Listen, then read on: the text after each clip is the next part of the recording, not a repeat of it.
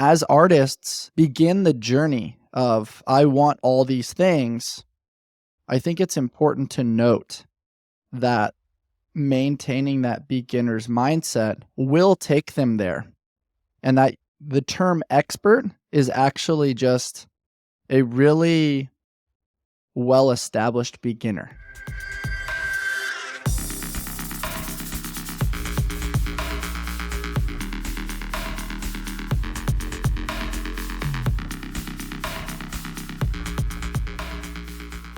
What's up, everyone? Welcome to the Headliner Mindset podcast. Today's guest is a former professional athlete turned lifestyle entrepreneur.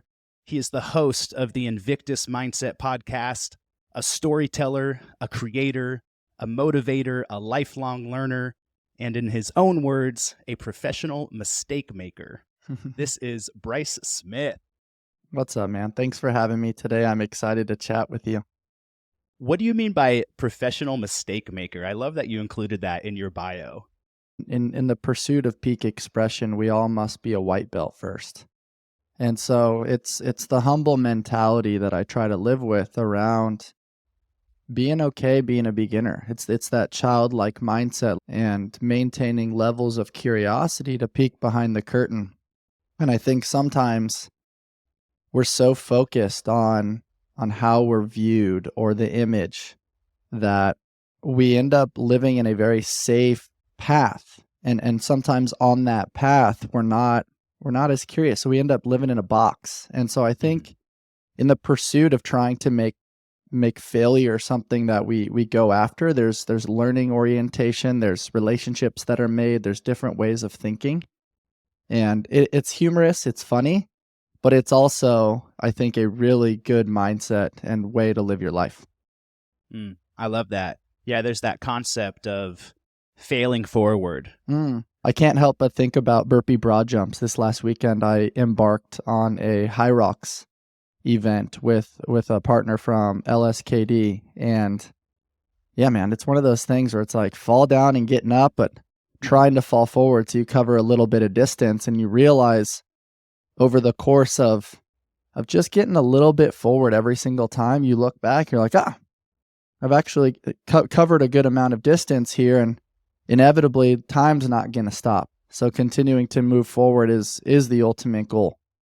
Yeah. I love that image that I think most people have probably seen, where it's like what people think success looks like, and it's just this straight line. And then it says what success actually looks like, and it's just this squiggly mess. Yeah. And it's like being okay with being messy, being okay with not getting it perfect, and taking 2 steps forward and having 1 step back. I think that is so important. It's another thing I really love about the podcast space is that it's not reading off a teleprompter. It is messy. There's going to be times where we say the wrong thing, or, we have something in our throat, or we naturally speak over each other. And I think that's part of the human experience, is realizing that it's not this linear, straightforward, progressive overload, for lack of a better term, that's just going to lead to the ultimate goal. It's like you're going to have peaks, valleys, twists, turns, flips, get kicked on your ass a little bit. And inevitably, hopefully, at the very end, you've got some cool relationships and some even better memories to share. Yeah. Well, I am very excited to create this memory with you. I'm very excited to deepen our relationship through this conversation. And before we really dive in, I want to share about my vision for this podcast and ultimately what my mission is just in life and in the work that I'm doing as an artist coach. Because my mission is to help artists go out and live their dream, which the people that I work with are mostly wanting to become like full-time touring musicians, music producers, DJs. They want to live that dream of, I'm making music, I'm getting to do this full time, and, playing my music in front of thousands of people. And it's such an ambitious, amazing dream. I've also seen dozens of people do it. I've helped dozens of people do it. I know that it's possible. And what I'm really curious about is the path of being an artist is oftentimes so lonely. Like people are just figuring it out by themselves. And that's why I really love to play that role as a coach to support them. And a lot of things just clicked for me recently, realizing I think why I do what I do and why I'm so passionate about it is coming from a background of being an athlete. I also got to experience what it's like to have coaches and to also to have structure. And I'm realizing the similarity between someone that wants to be a professional artist and someone that wants to be a professional athlete is they're chasing this dream. It's like that ultimate dream. I'm going to do this thing I'm passionate about. I want to make money doing it. And it's also a very competitive thing. But the big difference is that in the world of sports and the world of athletes is they have coaches. There's so much more structure. There's processes, there's systems, and they're not doing it alone, as opposed to so many artists are out there just figuring this shit out by themselves. And it can be a very, very lonely journey. So I'm excited to be interviewing not only artists on this podcast, but also other coaches and people from the sports world. And so that's why you were one of the first people that I thought of when I started this podcast, because we know each other from CrossFit. I used to go to CrossFit Invictus, which is a CrossFit gym in San Diego, arguably one of the best in the world, a very, very famous brand and a high level of competition. And you were my coach there. And you were just you're such an amazing coach. You made such an impact on me. You taught me so many things. And I'm just excited to have a conversation, coach to coach, about what we think it really takes to help develop athletes and what it takes to develop artists and how there might be some similarities between those worlds. I really appreciate the context. It's cool to see your lenses on the project. It's cool to hear the ethos and the why and the mission and kind of what's getting you to tick. And I mean, there's transferable skills, right? And sometimes we assume that if we're in a certain arena, sport, that's all we know. We see it all the time with special forces and the challenging transition to civilian life. There is a bridge, but we can't always see it. And we don't always know, how do we use the specificity of these skills in the business world or in the entrepreneurship world, or in this case, the evolution of an artist world. And going back to your point around having a coach, as humans, we're all going to have biases. We're going to have things that we like and things that we don't like. And having an extra set of lenses or even a third party to bounce ideas off of, to create systems, processes, procedures, and structure like you mentioned, leads ultimately to consistency. And inevitably, Kobe talks about this often. I say it probably too much, but it's like he was an early riser. He'd wake up at, roughly 4, he'd get in the gym, get a 2-hour session, come back home, spend some time with family. Then he's heading back, getting another session, probably around 9. Coming back home, taking care of some business logistics, taking calls, back in the gym again, probably around 1 or 2, and playing that game consistently for a total of roughly 4 sessions a day. Mathematically, he's going to put in more reps. And those aren't always physical reps. I think sometimes people get confused by that. And in the artist space, too many reps, your vocals might be a little off. You might start overthinking. In some cases, that may be a film study. It may be understanding different forms of linguistics. It may be different forms of writing. It may be watching something or spitballing back and forth to elicit creativity if there's a mind block. And I'm sure there's countless other analogies and examples that you could probably attest to.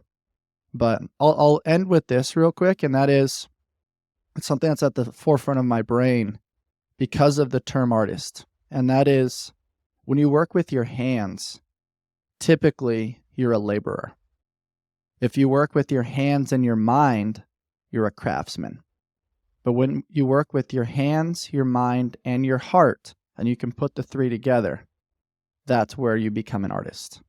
And I think when you genuinely have what I call gas, give a shit, everything that you do can be a form of art. You talked about coaching. for me, it wasn't about being a whiteboard facilitator and just, here, Nick, here's your workout for the day. There's nothing wrong with that. But it was more so like, I want to feel the frequency that Nick operates. Let me observe him and see where he really comes alive. Let's use the fitness and the stuff on the whiteboard as a tool to help Nick evolve, not just as an athlete, but as a man.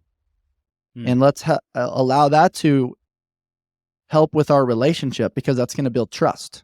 And if there's trust and he knows that I have his back, he's going to perform at least closer to his peak expression in pursuit of maximizing human potential. And so I think the concept of being an artist is very, very special, but it's deeper than what the eye sees. People think creative, they think, DJ spitting, they think, certain preconceived notions, but I really do think that the difference maker is that heart. Wow. I love that. Something I would talk a lot about before is in the same way that we are all artists, we are all creators is another way of looking at it. And that we are all creating all the time. Like the moment you wake up, you're creating. Every single decision that you make is creating your day. It's creating your life. It's creating your results. The decision that you make about what clothes you put on, that's a creative decision.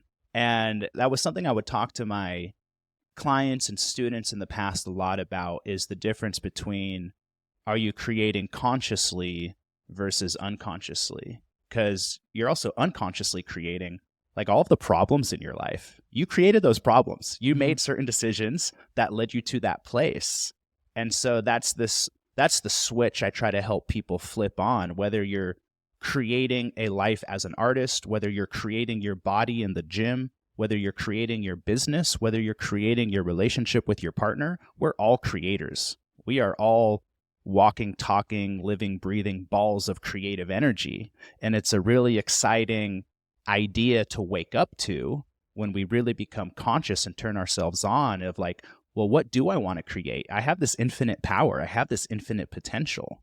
And so if I can stay awake, if I can stay conscious, then the whole game just becomes about, what am I creating and how do I want to create it? Totally. I also can't help that you described the comparison between conscious and unconscious. I actually think that's a practice skill. I think in the beginning, in learning something new or trying to be really good at something, inevitably you're going to try to think about step 1, step 2, step 3, and you're trying to develop a system. And I think our education system facilitates that, right? Like learn these things, and then we're going to take an exam to test your comprehension of those things.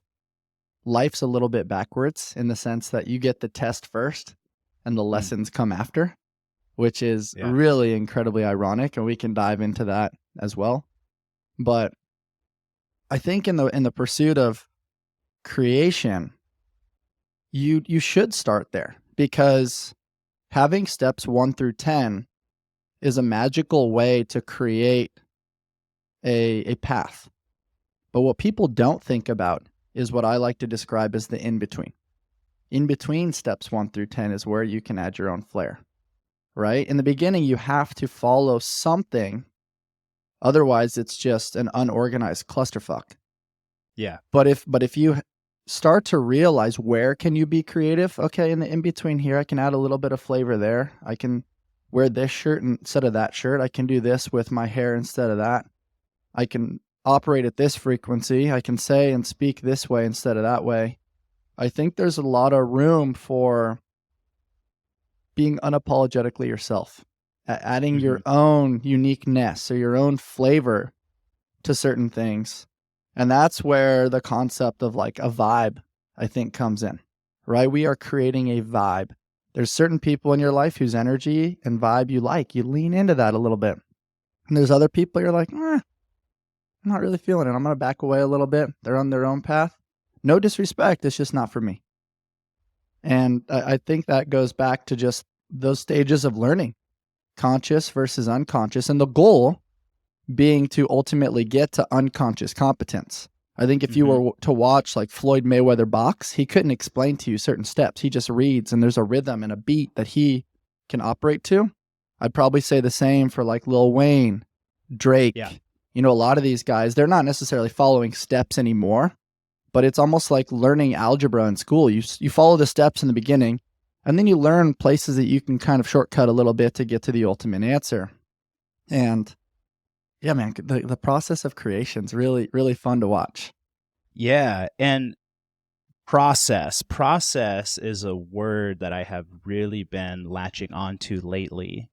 And it's cool. I've been studying a lot of sports psychology recently, and we're talking about this idea of unconscious competence, which we see in athletes and we see in artists. When you have practiced your skill in your craft so many times that like you don't have to think about it. You just do it. You just shoot the ball, or you just jump up on the bar. I don't have to think about doing a squat clean anymore. I just lift it's like my body knows what to do. And it's like our unconscious, subconscious mind is at work. And that's when we do our best work, because we can hit a flow state, which I think is so cool, because that is where athletes and artists both share this commonality of flow, right? I've played rugby games where I didn't even remember at the end of the game. I didn't remember anything from the game. I just spent 80 minutes blacked out, but like performing, and I was just unconsciously operating. And we see the same thing with artists as well. Artists get on stage and they hit that flow state, or they're in the studio and you're in the zone and the music is just coming through you and you're creating.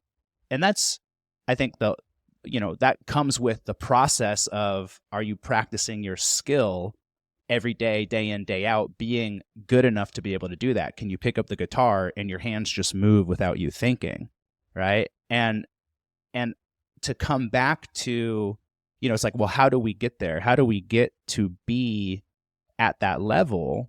I think that this is where you having a process in the first place becomes really, really important. Like you talked about Kobe, he had a process. He got up at 4 a.m. every day, and he put in the work. And I think that this is the big missing piece between athletes and artists, is athletes oftentimes have a process. Like I had to go to Invictus comp class at 6 o'clock or 6:30 every Monday through Wednesday and Friday, and show up and do the work. There was a process to class. And a lot of artists, I think we don't have that in that world. And that's something I'm helping people develop. I think the thing also is that it's hard at first. To have that process is hard. But once you've been doing it, Kobe didn't have to try to get up at 4 a.m. after a while. He had that unconscious competence where it's like, I just get up and I do it now. Yeah, it becomes like a non-negotiable. And there's a few things to unpack from what you said. You talked about problems and creating problems. And I think that word is interesting. For some people, it's exciting. For some people, and probably most, it carries a negative connotation. Mm-hmm. And I think the optimist believes that all problems are solvable. The person that may not have the best habits believes problems are a pain in the ass. Why are there always problems? Why does this always happen to me, right? There's a certain jargon and lens at problems. But in theory, problems are opportunities for play. And you talked about trying to get back to flow state and learning how to do certain things. I can't speak for every child's development, but I will say, if you humbly sit back and observe a child playing in a sandbox, for example, they already have that. So maybe it's not about learning.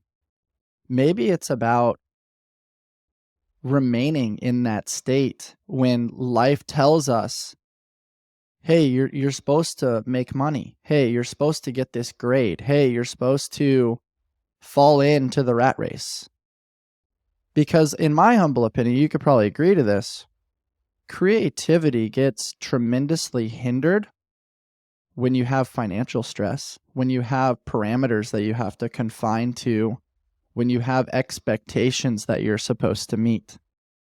But when it's true play and your energy is vibing, you're playing that ping pong with somebody, you're having that fun, you're listening to something that may elicit thoughts or memories or emotions, it's a little bit easier to fall into that sort of play. There's a reason why these professional athletes like putting the headphones on and listening to certain music. And a lot of them listen to the same songs before games because it puts them in that state.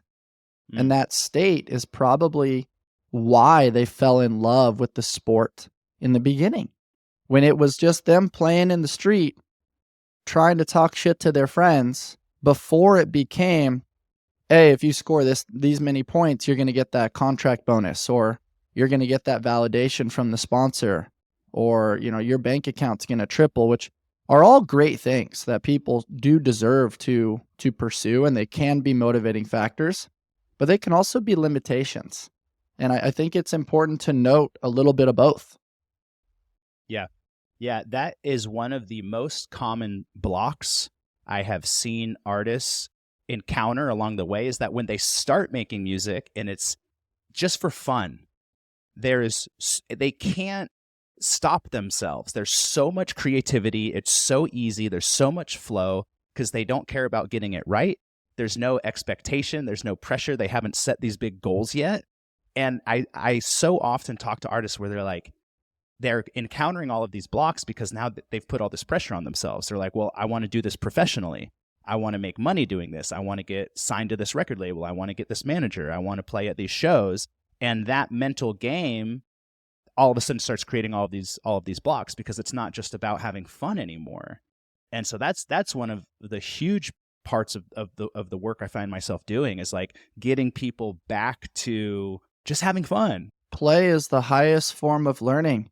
And I think we lose sight of that sometimes. And I really do think that if we can maintain that level of a childlike mindset, creativity and joy, which is probably one of the highest forms of happiness, will 10x. Yeah. I'm so glad you brought this up, and I'm not surprised that you did, because this was one of the questions I was going to ask you, or at least just an observation to bring up, was that that was one of my favorite things about you as a coach. When I would come into class, we were doing this, competitive CrossFit class. It's like we are doing work. We're showing up and we're working. It is called working out. But every class, you would always say something along the lines of, "Are you guys ready to play?" And you always used that word, and you always had that perspective and that approach where it wasn't like, "All right, guys, it's time to get to work." It was, "All right, guys, it's time to go play." And it was such a cool shift. It was such a cool perspective shift that I always really loved and I enjoyed. And even just that little cue made me approach the workout differently, because I was like, oh yeah, this gets to be fun. Even though we're like sweating and dying and in excruciating pain for most of it, this actually gets to be a lot of fun.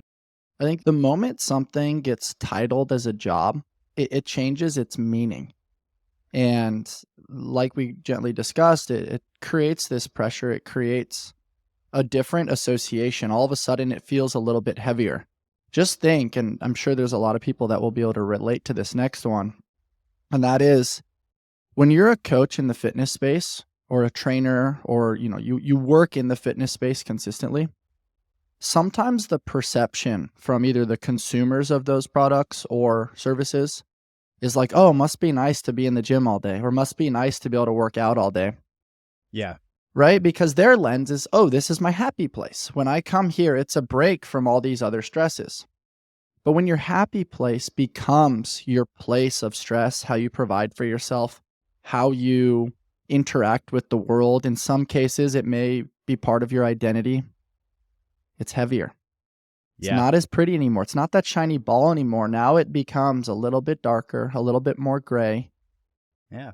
And I don't think it has to. I think it can be rainbow-like. I think if you keep the terms like play, if you use it to better connect with your friends, if you are always learning, right? Stagnation is probably a version of hell's waiting room. And so if you're always trying to get better just a little bit, and not just validating yourself, but with the weights lifted or the time on the workout, but more so like, oh, I actually moved way better. I left the gym feeling good. I interacted with 3 new friends today. And I think there are different metrics that we can play with to elicit growth and evolution. And I think it's important to note those things because as artists begin the journey of, I want all these things, I think it's important to note that maintaining that beginner's mindset will take them there. And that the term expert is actually just a really well-established beginner. Yeah. It's so cool you bring this up because it's making me think about, well, there's just this idea that eventually, when you turn your passion into your career, that it becomes a job and that it can lose some of that sense of wonder and that excitement. Mm-hmm. And I experienced that when I moved to LA fresh out of college, chasing my dream of working in the music business. And I somehow hustled my way into getting hired at Capitol Records, the famous Capitol Records building in Hollywood. I remember seeing it and driving by it and being like, oh my God, like it would be such a dream to work there. Like, wow, the people inside there must be so stoked and just like so happy to be working at this like iconic record label. And I got hired there and I came in just buzzing and full of energy. And I was like so just pumped and stoked and optimistic and excited to be at work every day. And I remember one of my coworkers being like, yeah, give it a year. Give it a year and a half and we'll see if you still have that same energy and that same attitude.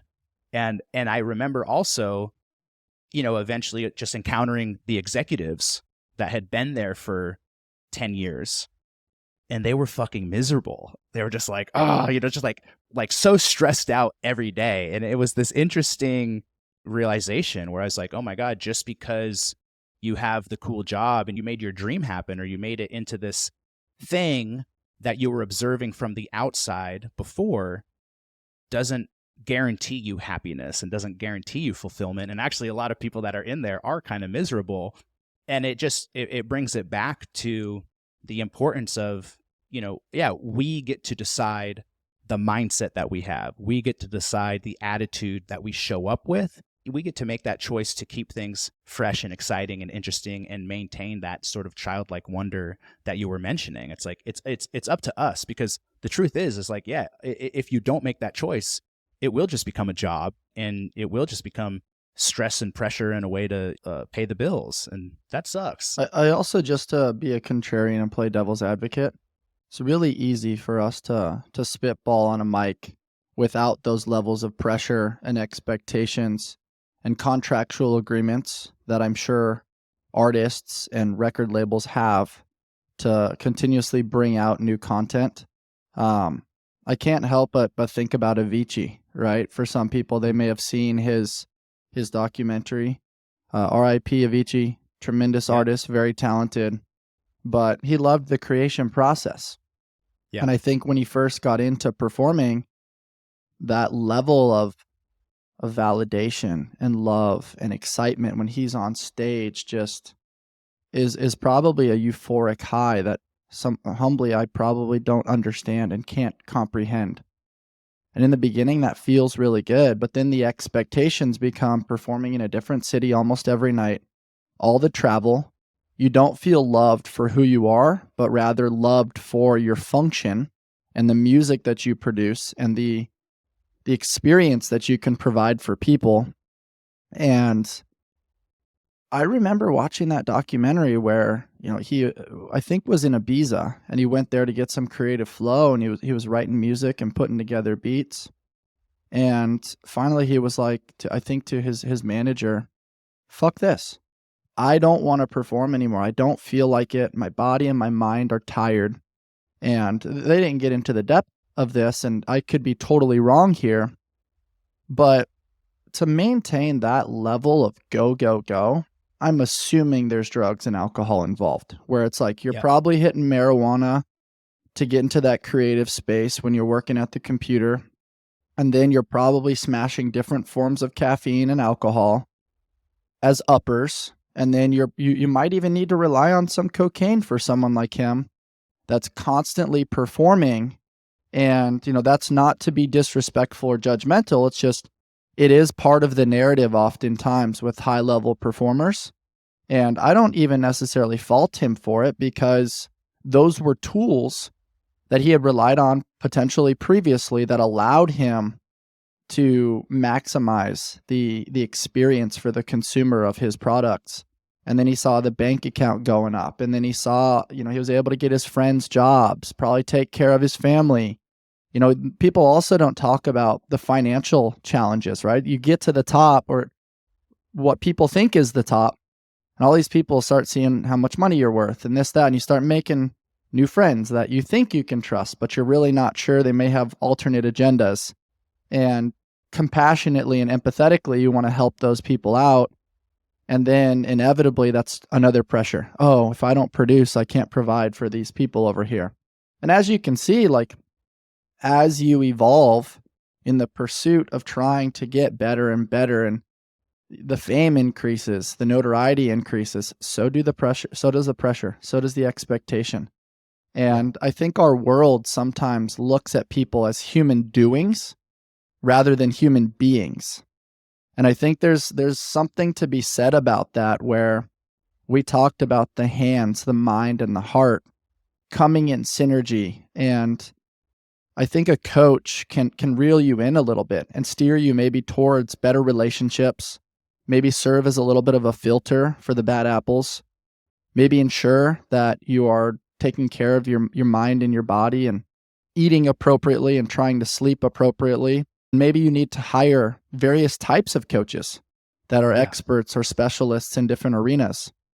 But it's definitely for an artist or for a creator, it can be a magical journey, but it can also get very messy, which is why I think we see some of the challenges from celebrities, where privacy doesn't exist anymore, and every element of their life becomes scrutinized and judged. I really love that you brought up Avicii, because he is my number one favorite artist of all time. Oh, that's ironic. I didn't know that. I not only, saw the video, but I actually just read the biography that went really into detail about what was actually happening behind the scenes, what he was struggling with, mental health, drug addiction, just the whole machine that was behind him.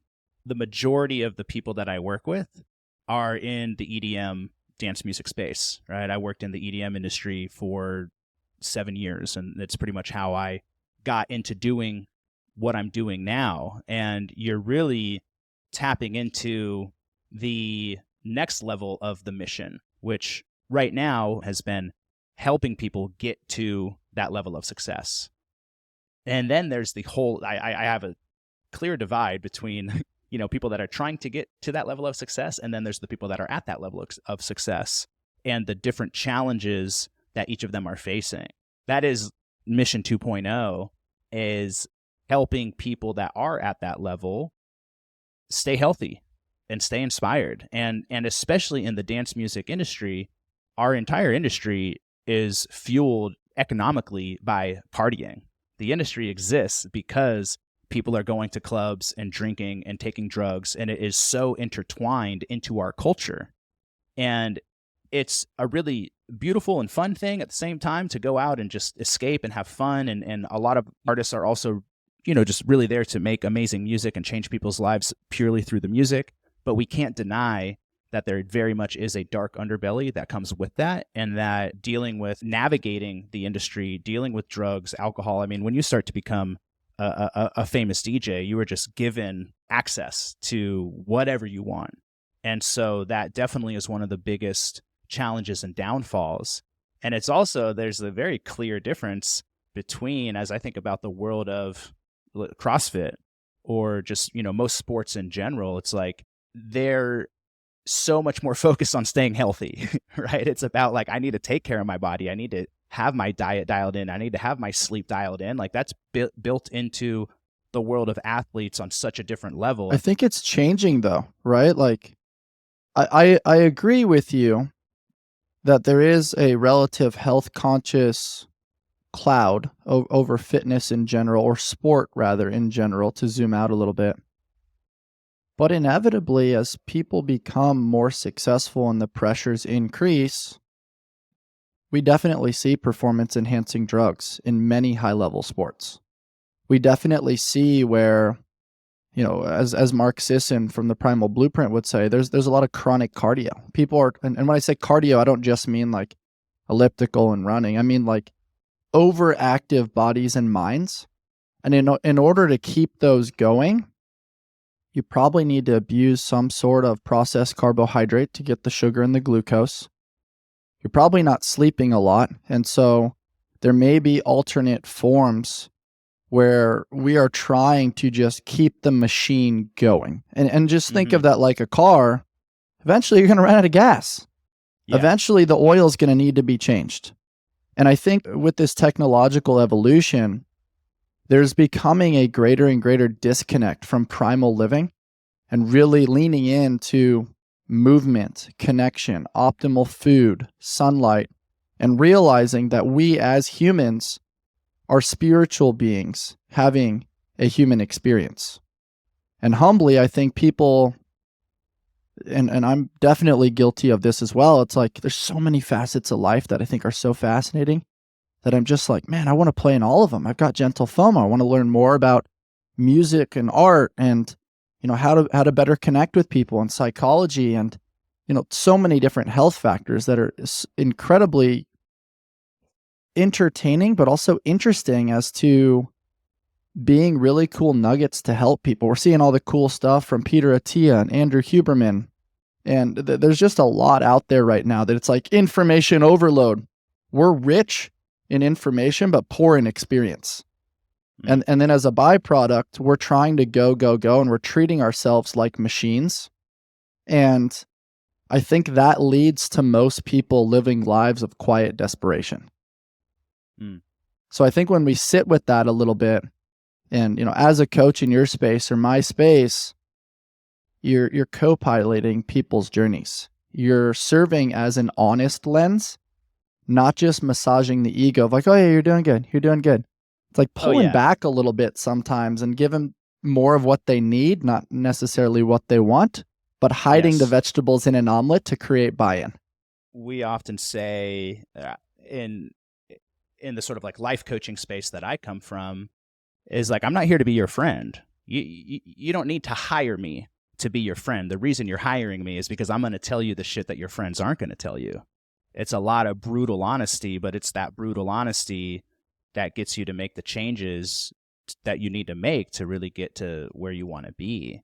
And it shouldn't be comfortable, right? Like, yeah, I love you. I am your friend. I care about you genuinely if we work together, but it shouldn't be a comfortable experience. It will have a lot of moments of fun, a lot of celebration, a lot of joy, a lot of love. But the way we make progress is we do have to stare down some of these things that we haven't been looking at.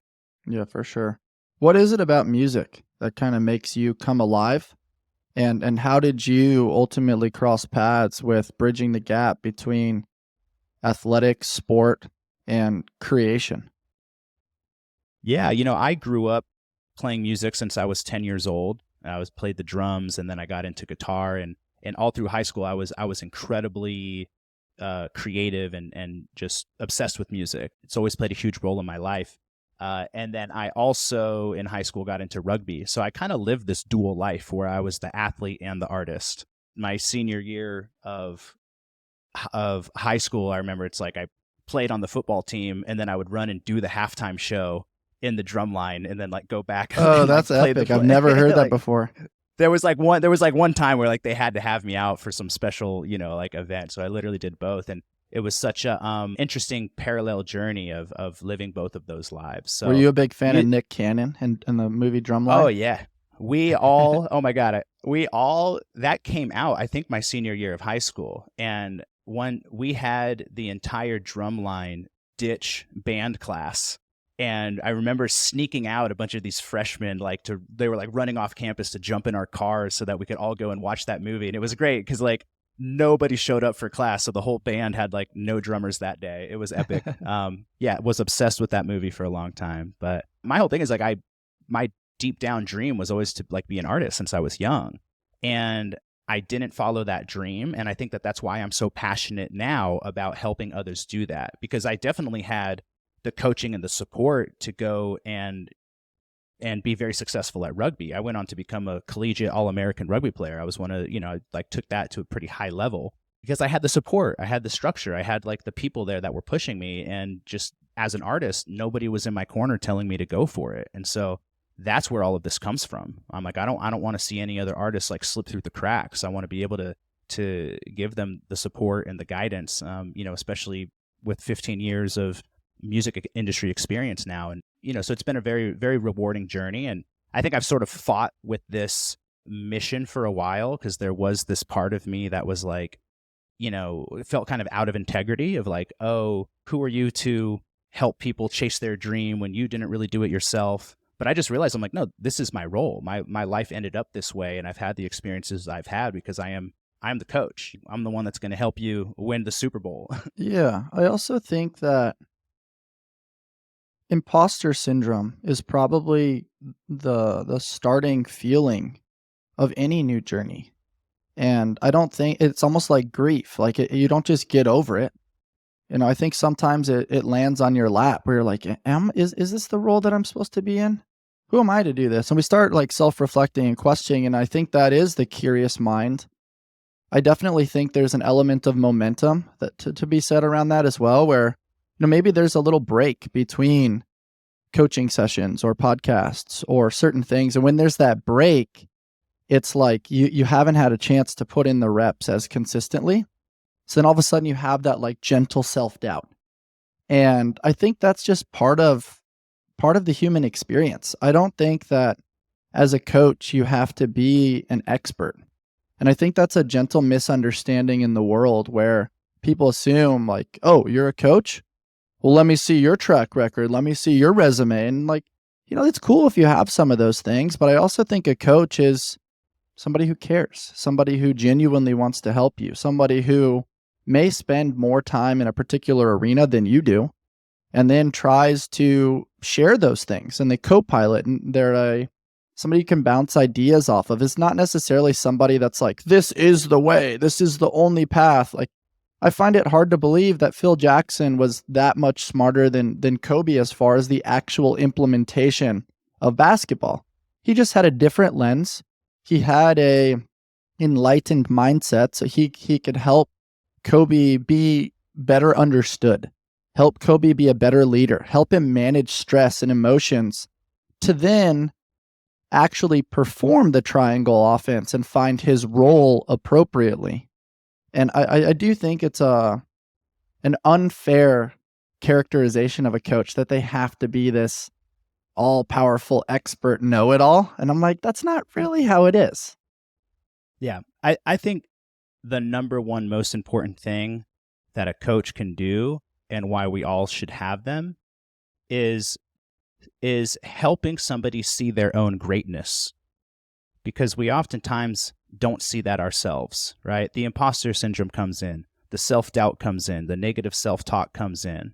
And, I truly believe that every single one of us has infinite potential, that every human that was born on this planet was born with infinite potential. But over the years, we've had so much life experiences and stories and things that has cultivated our mindset to have us not believe in ourselves and not believe in that infinite potential. And when somebody sees your potential and can speak into that, sometimes that will help unlock that inside of you. Like, wait a minute, yeah, I think I can do this, right? Like if you tell me, hey, Nick, I think you can do 285 instead of 275 on your clean, right? Or I think you can get this certain time.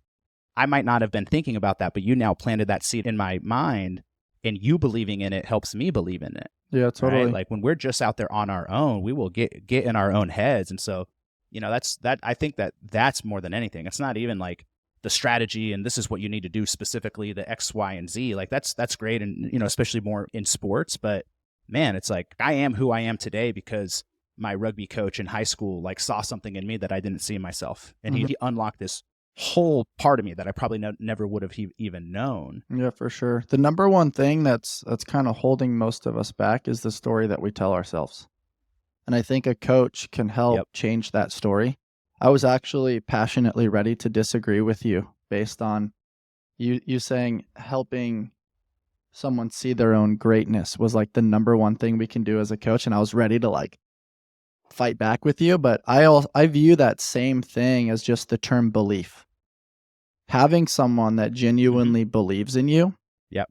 gives you like not only a little bit of Yeah. momentum, but also a little bit of a safety net. And where I do humbly disagree though is having a parental like figure to help foster and massage those ideations when you're very young, I think really matters.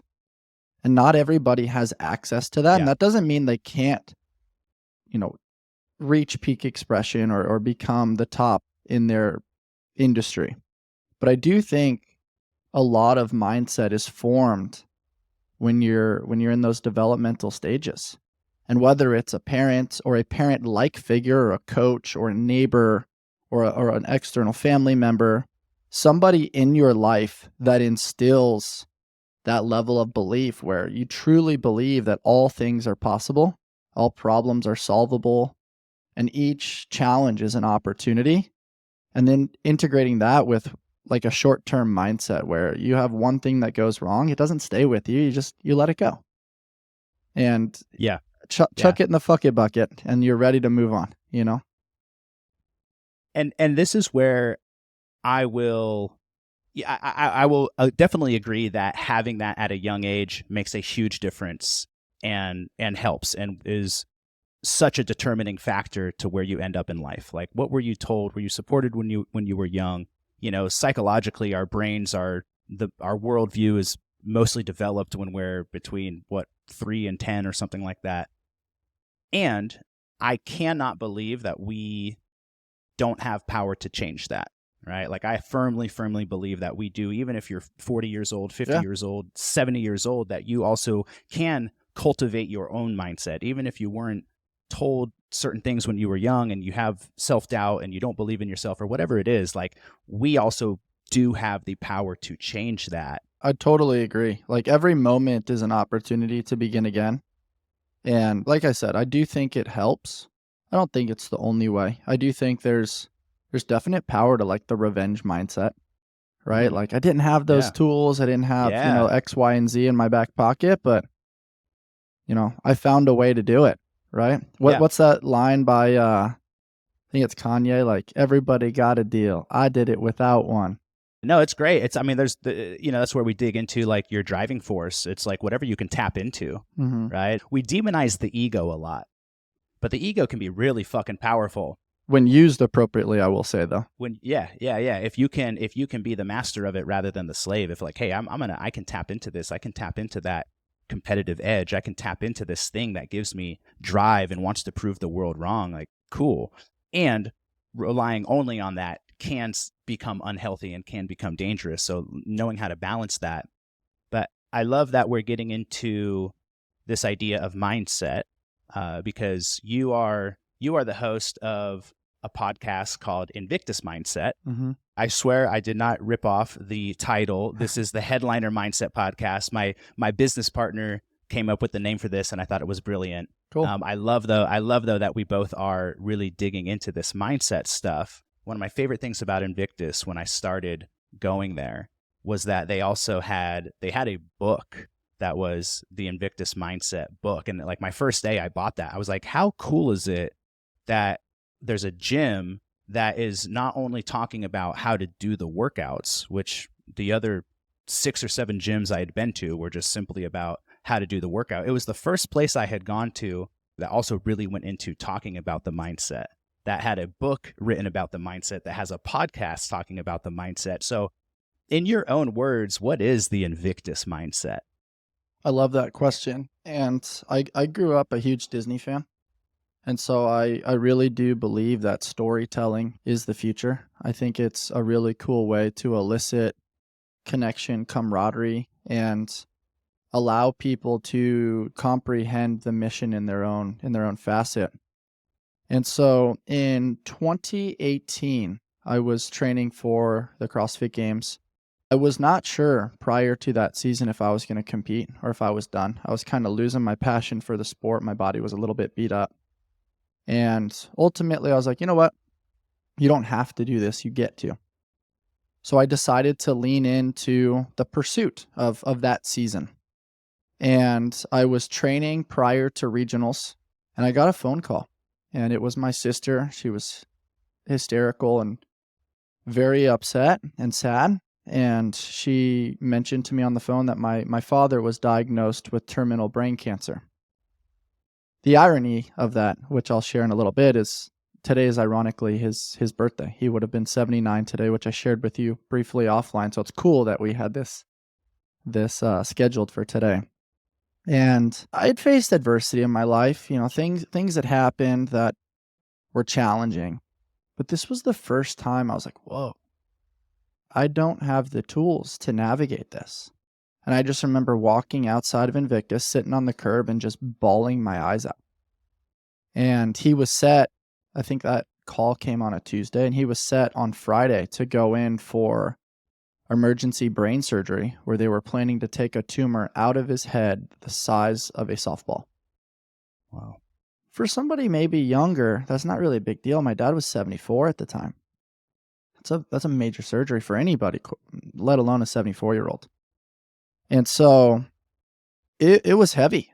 It was one of those things where I had decided to compete. All my eggs were kind of leaning into that. I was trying to coach. I was trying to be a rock for people when all of a sudden that news hit. And so I remember like allowing myself to feel sad for a moment and then realizing like, whoa, this is why we train. So that when life inevitably, the unplanned suffering comes and smacks us in the face, we actually have the tools in our toolbox that can be transferable into other arenas. And it was a moment where I really felt like I went from a boy to a man. And I was coaching until about 8:30 at night, and then I would drive up to LA where my dad was in the hospital. He made it through successfully the brain surgery that Friday.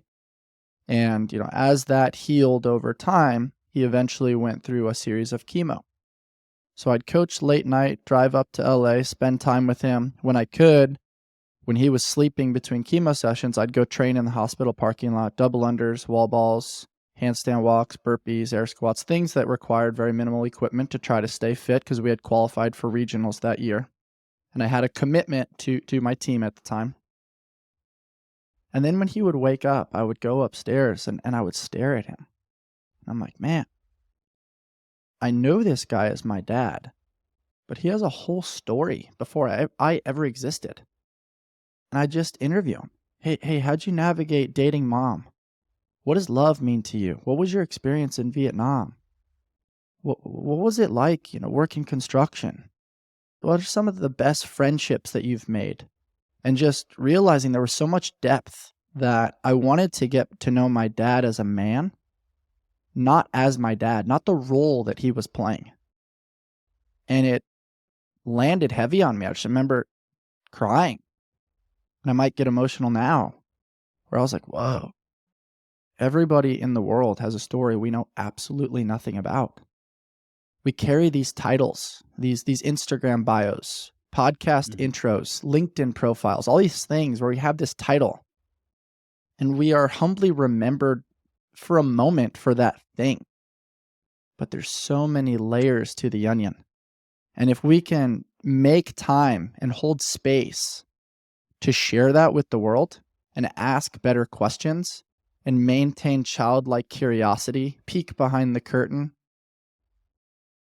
create a safe space for people to be unapologetically themselves, not judge them for their occupation, there can be some true magic in the world. And my dad was only supposed to live 4 months, and he lived about 12. And I accredit it to, I believe people need 3 things: something to do, someone or something to love, and something to look forward to. And both of us looked forward to those conversations. And I remember heading back down to Invictus, and I was just like, I feel a calling to do this. This will be my last year competing. I feel that there is a greater purpose for me, and I want to pursue that. And so we went on to regionals. My dad was still going through treatment, and I get goosebumps every time I tell this story. We didn't perform that well at regionals. Honestly, I probably wasn't as prepared as I could have been. Sleep was very slim, probably abusing caffeine to try to make it through back and forth trips from LA and San Diego. We were sitting in 7th place going into the final workout at the California Regional at the Del Mar Fairgrounds. The final workout was team of 4, 144 strict handstand push-ups, and then a distance worm lunge. And the worm is basically a big, long sand sausage that you use as a team of 4 to synchronize movement patterns. Fortunately, one of my teammates, Ricky Moore, probably one of the best in the world at handstand push-ups at the time, and Tammy Wildgoose and Jen Ryan, they were that trifecta right there, some of the best teammates I've ever had. They crushed the handstand push-ups. I contributed where I could, and then we started the lunge, and Ricky was in front on the way down, and then when we flipped around to lunge back, I was in front. The humor here is that I'm 6'4", 225 pounds, and my teammates were a lot smaller. And so in training, my lunge steps were big, and they're like, dude, we're going to pull our groin. Like, you can't take steps that big.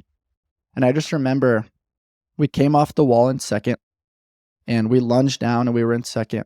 And I remember yelling, we need to take Bryce steps now if we're going to have any chance. So we're taking massive steps. Like, Ricky's pulling his groin every step, but just we're together. We're fighting all the way to the end. We ended up getting first place on that final workout. Wow. And we still weren't sure the point spread. And, we wait, and they're making the announcements. First place is this team, which was our other Invictus team. They got first that year that Sam and Holden and all them finished second on the podium, which was at the CrossFit Games, which is rad. But they labeled off first, second, third, fourth. There was this huge pause as they're calculating the points, and all of a sudden they yell that we had made that 5th spot. And there's this picture of like jumping into everybody's arms, tears, laughter. Like, dude, it was so cool. Wow. And that was the last workout my dad ever saw. He got to see it on the live feed, and he passed away before the CrossFit Games that year. And yeah, man, like, for me, the podcast is so much more than just conversations. It's layers. It has deep meaning. I think it was man's search for meaning for me. Viktor Frankl's pursuit, where I needed to go on a listening tour to better understand the world and how people interacted with it, and definitely seek to understand the transferability of mindsets and skills and tools and relationships. And I am so bought in and truly believe that it's impacting people's lives because it impacts mine. And I'm thankful that it helped you on your journey. But it's not always linear, man. I mean, in the beginning, it was just me, this guy on a mission that felt like this was the right thing to do. And I didn't know what microphone to use. I didn't know what lighting to use. I didn't know what recording software to use. It started during the pandemic where I couldn't really travel to people. I had no budget. And fortunately, a few people have taken some chances and realized the passion and the deep emotion and how REAL it is. It's not just about REELs. And I hope that resonates with you and your listeners, because if people can derive a why, they can overcome any how. And between stimulus and response, there's a space. And within that space is our power to choose. And that's Viktor Frankl. It's something I lean on and talk about often. And then I'll leave you with this one. This is another really strong contributor to the podcast, and that is there's not like a path. There's not steps. That creative process that you talked about, it's tough to create parameters and systems and understand, how did Rogan do this? How did some of these other people follow suit? And I love the Ralph Waldo Emerson quote, "Do not go where the path may lead. Go instead where there is no path and leave a trail." My path is way different than Rogan's, but I tremendously admire him. It's way different than Lewis Howes and Jay Shetty and Rich Roll, other great podcasters out there. But I tried to understand the hows and then integrate in the in-between my own flair that deeply connects and resonates with the world. And it's a constant work in progress. Once again, lifelong learner and professional mistake maker over here. Yeah, man. So that's the depth, man. I hope that gives you a little nugget or a peek behind the curtain. As you guys can tell, Bryce is an incredible storyteller that is just full of so much wisdom. I highly recommend checking out his podcast, the Invictus Mindset. If you live in San Diego, or also, what is it, Boston, Seattle, there are other and Invictus DC, we just opened one out there gyms. too. Okay, DC as well. It's such an incredible organization and community and family to be a part of if you're interested in getting into CrossFit or furthering your fitness career.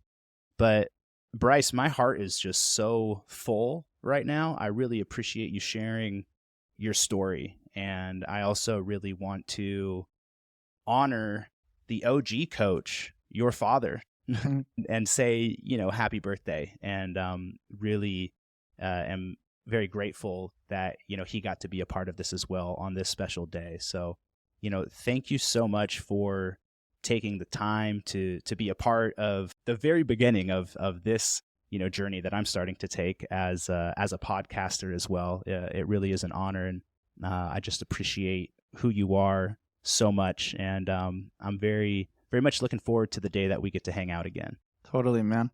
I'll leave your listeners with this, and you do a really good job of this, and that is, people will forget what you said and they'll forget what you did, but they'll never forget the way you made them feel. And I think as a new podcast host, the fact that you could create a safe space for me to share that, I think is a huge testament to your energy, your frequency, and your ability to ask appropriate questions for yourself and your personal curiosity, but also for your audience. So I really appreciate that today. I don't even know how many times I've shared that story, but this combination between athletics, sport, and music is just a really cool space. And language is an approximation of what we're all trying to convey, but music elicits feeling and emotion and sometimes communicates in ways that we can't really put into words. And so that's something that really came to mind that I think you're doing. You're an artist. You're in pursuit of becoming a master in your craft, and it was fun to chop it up today.